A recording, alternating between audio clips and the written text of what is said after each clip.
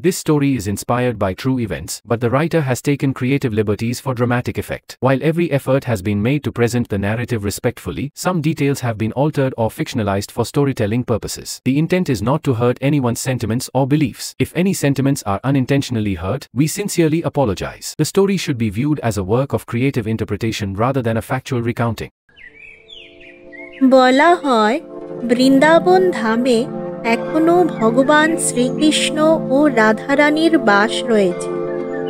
এখনো নাকি বৃন্দাবনে দৈবলীলা চলে, এমনকি অনেক দর্শনার্থীরাও এটা নিজে অনুভব করেছেন। নমস্কার প্রিয় বন্ধুরা, আমি স্বরূপা টেলস অ্যান্ড টকস চ্যানেলের ওয়েডনেসডে ওয়ান্ডারে আপনাদের স্বাগত জানাই। বন্ধুরা, আজ আমি বৃন্দাবনের এমনই একটি রহস্যময়ী অভিজ্ঞতা আপনাদের সাথে শেয়ার করতে চলেছি। আসলে আমার মা অনেক দিন ধরেই বৃন্দাবন যাওয়ার ইচ্ছে প্রকাশ করেছিলেন। যেহেতু আমরা স্বামী স্ত্রী দুজনেই চাকুরিরত, তাই আমাদের বৃন্দাবন যাওয়াটা হয়ে উঠছিল না। হঠাৎ গত বছর সেপ্টেম্বরের দিকে প্ল্যানিং করলাম যে পুজোর সময়টাতে মাকে নিয়ে বৃন্দাবন ধাম ঘুরে আসব। বলা হয় বৃন্দাবন ধামে নাকি ভক্তরা নিজের ইচ্ছায় যায় না, ভগবান নিজেই ভক্তদের দর্শন দেন। হয়তোবা তাই এতদিন ধরে আমাদের অপূর্ণ ইচ্ছাটা এবার পূর্ণ হলো। তাই অবশেষে আমাদের বৃন্দাবন ধামযাত্রা সফল হলো। মোটামুটি 7-8 মাস হয়ে গেল আমরা বৃন্দাবন ধাম ঘুরে আসলাম। একদিন বৃষ্টি ভেজা সন্ধ্যায় আমি আমার পরিবারের সাথে বসে কচুরি এবং চায়ের স্বাদ নিচ্ছিলাম। হঠাৎ আমাদের বাড়িতে আমার ননদ এবং আমার মাসি শাশুড়ি ও শ্বশুর মশাই এসে হাজির। ওরাও আমাদের সাথে বসে যোগদান করলেন।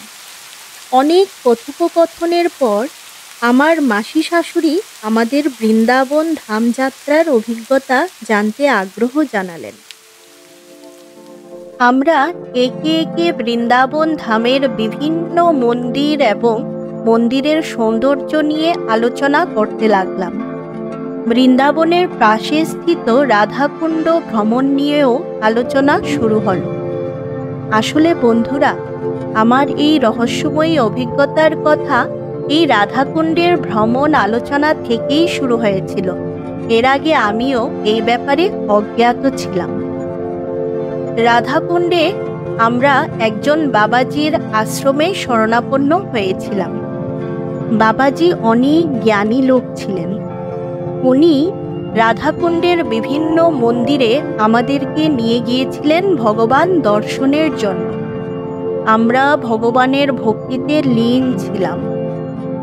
একদিন সন্ধ্যাবেলায় আমরা 7-8 জন মিলে বাবাজি সহ রাধাকুণ্ডের ভ্রমণে বেরিয়েছিলাম।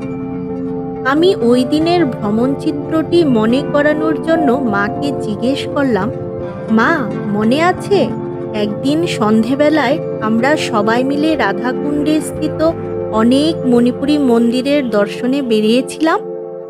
মা উত্তরে বলল, কোন দিনের কথা? আসলে বন্ধুরা, রাধাকুণ্ডে মণিপুরী রাজাদের দ্বারা নির্মিত অনেক মন্দির রয়েছে। আমি আবার মাকে বললাম, আরে ওই দিন আমরা অনেক মন্দির দর্শন করেছিলাম, অনেক ভিড় ছিল ওই দিন। ওই ভিড়ের মধ্যে একজন ফর্সা লম্বা মহিলা সুন্দর ঝলমলে লেহেঙ্গা পরে আমাদের ঠিক সামনে দিয়ে ধীরে ধীরে হেঁটে যাচ্ছিলেন। ওনার পায়ে নুপুরের শব্দ স্পষ্ট শোনা যাচ্ছিল, কিন্তু ওনার মুখ দেখা যাচ্ছিল না, কারণ উনি ঘুমটা দিয়ে মুখ ঢেকে রেখেছিলেন। ওনার মেহেন্দি মাখা হাত ও চুড়ি ঘুমটার আড়াল দিয়ে দেখা যাচ্ছিল। মহিলা ভিড়ে থাকা অন্যান্যদের থেকে এতটাই আলাদা ছিলেন যে আমার চোখ বারবার ওনার দিকেই আকৃষ্ট হচ্ছিল। মা আমার কথা শুনে হতবাক। মা বলল যে ওই দিনের কথা তো মনে আছে, কিন্তু ওই রকম কোনো মহিলাকেই নাকি মা দেখেননি। এরপর আমি আমাদের সাথে যারা গিয়েছিলেন তাদের সকলকে ফোন করে একে একে জিজ্ঞেস করলাম, কিন্তু ওনারাও বললেন ওনারাও নাকি ওই দিনের ভ্রমণে এমন কাউকেই দেখেননি। আমি আমার স্বামীকেও জিজ্ঞেস করলাম, কিন্তু একই উত্তর। ওই দিনের কথা মনে আছে, কিন্তু ওইরকম কোনো মহিলাকেই সে দেখেনি। এরপর শেষ পর্যন্ত কোনো উপায় না পেয়ে আমি বাবাজিকে ফোন করলাম, কারণ উনিও তো ওই দিন আমাদের সাথেই ছিলেন। উত্তরে বাবাজি বললেন, আসলে রাধাকুণ্ডের ওই ভ্রমণ স্থানে রাধারানী নাকি স্বয়ং ঘুরে বেড়ান। হয়তোবা আমি ভাগ্যবান ছিলাম যে রাধারানী স্বয়ং দর্শন দিয়েছেন, কারণ বাবাজিও এমন কাউকেই ওই দিন দেখতে পাননি। আমি বাবাজির উত্তর শুনে হতবাক এবং আমার মন ভক্তি ও প্রেমে পরিপূর্ণ হয়ে উঠল। প্রিয় বন্ধুরা, আজকের আমার বৃন্দাবন ধাম ভ্রমণের অভিজ্ঞতাটি আপনাদের কীরকম লাগলো এটা নিশ্চয়ই কমেন্টে জানাবেন, এবং আপনাদের যদি এমন অভিজ্ঞতা থেকে থাকে তাহলে আমাদের ডেসক্রিপশনে দেওয়া মেইলে নিশ্চয়ই শেয়ার করবেন। আজকের জন্য এতটুকুই। আগামী দিন আরও কিছু অভিজ্ঞতা নিয়ে হাজির হব। Till then, good by.